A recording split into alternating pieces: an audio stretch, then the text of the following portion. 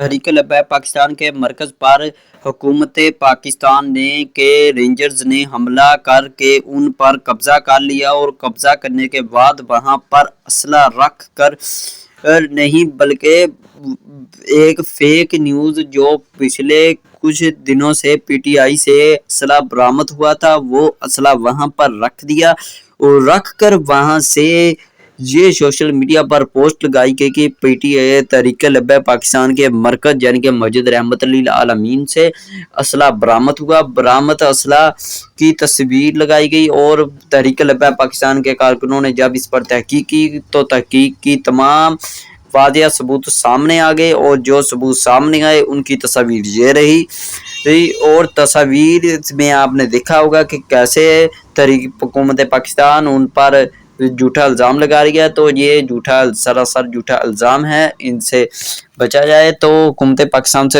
एक सवाल है कि गोली क्यों चलाई पूरे पाकिस्तान का और आपका पाकिस्तानी होने के नाते ये सवाल बनता है कि पाकिस्तानी शहरियों पर गोली क्यों चलाई गई और पाकिस्तानी शहरियों का कसूर क्या था। वो तो सिर्फ फ़लस्तीन में होने वाले मज़ालिम के खिलाफ मुजाहरा कर रहे थे।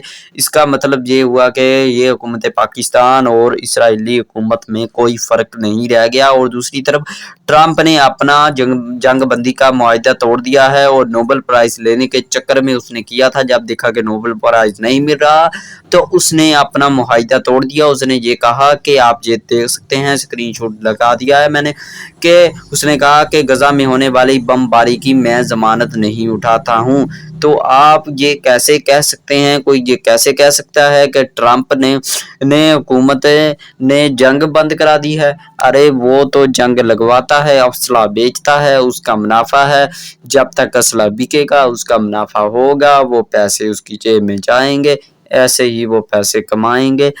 किसी की जेब में पैसे आते उसको अच्छे नहीं बुरे कैसे लगेंगे हैं। ये सब प्रोपोगंडा है, इससे बचें। हुकूमत पाकिस्तान से गुजारिश